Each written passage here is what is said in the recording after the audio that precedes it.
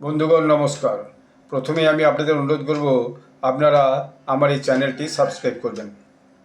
আমি কদিন আগে একটা ভিডিও করেছিলাম যে মালয়েশিয়ার কুয়ালালামপুরে যে এশিয়ান সামিট হচ্ছে, তো এশিয়ান সামিটের কোন কোন দেশ আছে সেটা আপনাদেরকে আমি বলেছিলাম। এই এশিয়ান সামিটটা হলো অক্টোবরের 26 থেকে 28। তো সেদিনের ভিডিওতে আমি বলেছিলাম যে এশিয়ান সামিটে ফাইনাল কী হলো এটা আমি পরে একটা ভ্লগ করে আপনাদেরকে জানাবো। তো এশিয়ান সামিটে ভারতের প্রধানমন্ত্রী নরেন্দ্র মোদী নিমন্ত্রিত থাকলেও তিনি সেখানে যেতে পারেননি।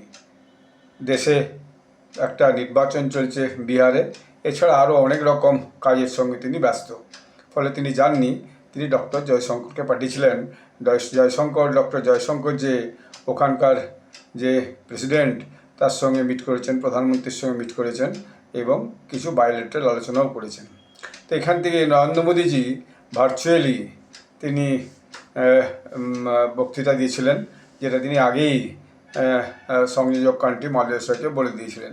তিনি বলেছেন এই মিটিংয়ে ভার্চুয়ালি, যেটা খুব সংক্ষেপে, Asian leaders jointly reviewed progress in Asia India relations and discussed initiative for strengthening the comprehensive strategic partnership. অর্থাৎ কৌশলগতভাবে এই যে ভারত এবং এশিয়ান যে দেশগুলো আছে তার মধ্যে যে যোগাযোগটা, সেই যোগাযোগটা কীভাবে বাড়ানো যাবে এবং সেটাকে আরও কী করে স্ট্রেংথেন করা যাবে, অর্থাৎ আরও শক্তিশালী করা যাবে। কারণ এই মিটিংয়ে, সাউথ এশিয়ান নেশনের মিটিংয়ে, তিনি ছিলেন মালয়েশিয়ার প্রধানমন্ত্রী আনোয়ার ইব্রাহিম। তিনি এটাকে কোচেয়ার করছিলেন এবং তিনি যেটা বলেছেন ভারতের সম্পর্কে সেটা খুবই গুরুত্বপূর্ণ, যে ভারতের সঙ্গে Indian Asian relationship rooted in values of friendship, trust and shared interest. Values of friendship মানে এক দেশ আরেক দেশকে ভীষণভাবে বন্ধু বলে মনে করে, নিজেদের মধ্যে বিশ্বাস আছে এবং নিজেদের উভয় পক্ষে স্বার্থ আছে। তো এটা এই পর্যন্ত হলো। এখন এখানে অনেকগুলো প্ল্যান অফ অ্যাকশন ঘোষণা করা হয়েছে। Asian India partner plan of action 2026 to 2030, 2026 থেকে 30 পর্যন্ত একটা প্ল্যান অফ অ্যাকশন তৈরি হয়েছে। আমি সেটা খুব সংক্ষেপে আপনাদের বলছি। Leaders endorse implementation of plan of action for 2026 to 30, providing A road map for cooperation. কীভাবে আমরা একজন আরেকজনকে সাহায্য করব সেটা নিয়ে একটা রোড ম্যাপ তৈরি হয়েছে।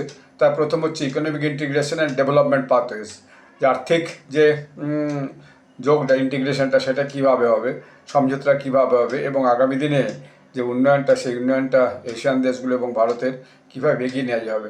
এখন ভারতের এশিয়ান দেশগুলোর সঙ্গে ট্রেড ডেফিসিট আছে, সেটা প্রায় অনেকটাই। তো সেই ট্রেড ডেফিসিটটা কীভাবে কমানো যায় সেটাকে নিয়ে আলোচনা হয়। অর্থাৎ Asian India trade in goods agreement AITIGA, এটা শর্টকাট করা আছে। অর্থাৎ দুই দেশের মধ্যে যে মালপত্রের আদান প্রদান, সেখানে ভারতের যে ট্রেড ডেফিসিট আছে সেটাকে কীভাবে আগামী দিনে পূরণ করা যায়। এরপরে যে কীভাবে যে ব্যবসাটাকে সহজ সস্তা করে enhance trade facilitation simply customer produce, অর্থাৎ কীভাবে দুই দেশের মধ্যে যে ব্যবসাটাকে আরও সহজ করা যায় সেটা দেখতে হবে এবং পার্টনার ট্রেডিং কীভাবে আগের দিনে এগোনো যায় সেটাও দেখতে হবে। যে দুপক্ষেই পার্টনারিং করে আমরা ট্রেডিংটাকে, ব্যবসাটাকে এগিয়ে নিয়ে চলে যাব। ডিজিটাল ট্রান্সফরমেশন নিয়েও কিছু বিষয় আলোচনা হয়েছে। Digital public infrastructure, unified payment interference UPI যেটা আমাদের আছে, সেটা যাতে এশিয়ান নেশনগুলো ইন্টারেস্ট দেখেছে এবং তারা যাতে UPI ব্যবহার করতে পারে, এবং ব্লকচেন টেকনোলজি সেটাকে নিয়েও একটা সিদ্ধান্ত। যে 2 নম্বর যেটা আছে ফিজিক্যাল অ্যান্ড ডিজিটাল ইনফ্রাস্ট্রাকচার, যে রাস্তাঘাট সেটা কীভাবে বাড়ানো যেতে পারে, ট্রান্সপোর্ট কীভাবে বাড়ানো যাবে এবং কীভাবে ডিজিটাল ইনফ্রাস্ট্রাকচার অর্থাৎ মোবাইল, ইন্টারনেট, এইগুলো কীভাবে আগামী দিনে বাড়ানো যাবে। মায়ানমার থাইল্যান্ড ট্রাইল্যাটারাল হাইওয়ে কীভাবে হবে সেটা নিয়ে একটা চুক্তি হয়েছে। Kaladan multi model transport project হবে, সেটাকে নিয়েও কথাবার্তা হয়েছে। এবং ট্রেড এবং transforming border reason economic corridors, এই দুই দেশের যে বর্ডারের যে করিডোরগুলো আছে সেইগুলোতে কীভাবে নিজেদের ব্যবসাকে আরও সহজ সরল করা যায় সেটাকে নিয়ে আলোচনা হয়েছে। Strategic significance of the India Asian partnership geopolitical balance into Indo specific, অর্থাৎ এই যে ইন্দো স্পেসিফিকের যে দেশগুলো আছে সেই দেশগুলোর মধ্যে একটা জিওপলিটিক্যাল ব্যালেন্স কী করে করা যায়। অর্থাৎ নিজেরা প্রত্যেকে এক দেশ আরেক দেশের স্বাতন্ত্র্যকে সম্মান করবে। কারণ কিছুদিন আগে আমরা দেখেছি কম্বোডিয়া থাইল্যান্ডের মধ্যে একটা বর্ডার যুদ্ধ হয়ে গেছে। তো সেইটা যাতে না হয়, দুদের সম্মান জানাবে এবং নিজেদের মধ্যে একটা কৌশলগতভাবে নিজেদের যে যোগাযোগের উদ্যোগটা বাড়াতে হবে এবং বাড়ানো দরকার, এইটাকে নিয়ে খুব আলোচনা হয়েছে। ম্যারিটাইম সিকিউরিটি আর্কিটেকচার, অর্থাৎ সব দেশই সমুদ্র তীরবর্তী দেশ, সবারই সমুদ্রের সঙ্গে সংযোগ আছে, তাহলে ম্যারিটাইম কোঅপারেশনটা কীভাবে হবে সেটা একটা ডিক্লারেশন হয়েছে। এবং সেই ডিক্লারেশনে যে সমস্ত দেশ বা দুই দেশগুলো একে অপরের সাথে কীভাবে কীভাবে সামুদ্রিক এরিয়া বিভিন্ন কাজে যুদ্ধাভ্যাস, ব্যবসা, জাহাজ চলাচল এইসব নিয়ে কীভাবে আগামী দিনে এগিয়ে যাওয়া যায় সেটা দেখাবে। তারপর হচ্ছে যে human assistance and disaster relief, HRD, অর্থাৎ আগামী দিনে যদি কোনো দেশে বিশেষ কোনো দুর্যোগ হয়, প্রাকৃতিক দুর্যোগ, ঝড় ঝঞ্ঝা, বন্যা, আর্থকোয়েক অর্থাৎ ভূমিকম্প যদি হয়, তাহলে এক দেশ আরেক দেশের সঙ্গে সাহায্য করবে।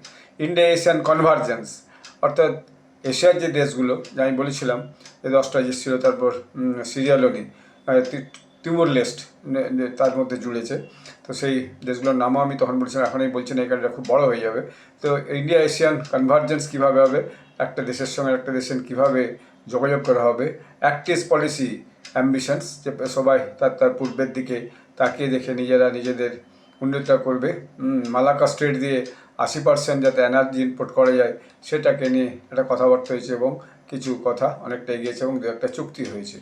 এবং যে গ্লোবাল ট্রেডটা কীভাবে আরও বাড়ানো যায় সেটা নিয়ে কথাবার্তা হয়েছে। তো ফাইনালি যদি আমরা খুব ছোট্ট আকারে বলি শেষমেশ, দি Asian summit 2025 demonstrated that the comprehensive strategic partnership has matured into a relationship addressing Indo-Pacific challenges.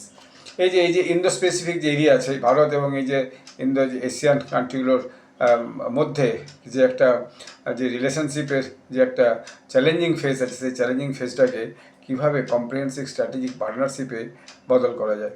এবং ম্যারিটাইম কোঅপারেশন যেটা 2026 থেকে 30 পর্যন্ত হবে, যার একটা ফ্রেমওয়ার্ক তৈরি হচ্ছে, এবং সেই ফ্রেমওয়ার্ক অনুযায়ী কীভাবে প্রত্যেকটা দেশ তাদের দেশের অন্য দেশের সাথে যে পলিটিক্যাল কমিটমেন্টস, যে চুক্তিগুলো হবে সেগুলোকে মেনে চলবে এবং সেইভাবে আগামী দিনে এগিয়ে চলবে। As the Indo-Pacific confronts greater power rivalry, the India-ASEAN partnership offers a model of cooperation, reinforcement, regional autonomy with advancing shared prosperity and security. অর্থাৎ একজন আরেকজনের সঙ্গে যে নিজেদের উন্নতি এবং নিজেদের যে সিকিউরিটি অর্থাৎ নিরাপত্তা, সেটাকে মাথায় রেখেই নিজেদের মধ্যে একটা যোগাযোগ অবহিত মডেল কোঅপারেশন একটা বিরত করে থাকবে, যেটা যে রিজিওনাল অটোনমি, এলাকার জন্য যে একটা নিজস্ব অটোনমি, অর্থাৎ নিজের যে স্বাধীনতা, অন্য দেশে সেখানে কেউ জোর করে কিছু করতে পারবে না বা ধমকে কিছু করতে পারবে না, সেটাকে নিয়ে একটা বিস্তৃত আলোচনা হয়েছে এবং বেশ কিছু এগ্রিমেন্ট সেখানে সই হয়েছে। এটা খুব একটা সদর্থক। আপনারা যারা ছাত্রছাত্রী, যারা আগামী দিনে বিভিন্ন কম্পিটিটিভ পরীক্ষা দেবেন, আমি এটা যদি সবটা বলতে হয় তাহলে অন্তত 8 ঘন্টা 40 মিনিট 1 ঘন্টার ভিডিও করতে হবে। তো আমি এখানে শেষ করছি। আপনারা গুগলে যে সার্চ করতে পারেন যে এশিয়ান সামিট ডিসিশনস, সেখানে আমাদের এমইও আমি অনেকগুলো সাইট পড়েছি, মিনিস্ট্রি অফ এক্সটার্নাল অ্যাফেয়ার্স, তাদের যে মিডিয়া যে আউটলেট আছে সেখানেও এটা ডিক্লেয়ার করেছে এবং আরও অন্যান্য সাইটেও এগুলো ডিক্লেয়ার করেছে। তো আপনারা এটাকে ডিটেল আরও পড়বেন, আপনাদের ব্যাপারে আরও অনেক বেশি নলেজ এর থেকে আপনারা পাবেন। ধন্যবাদ।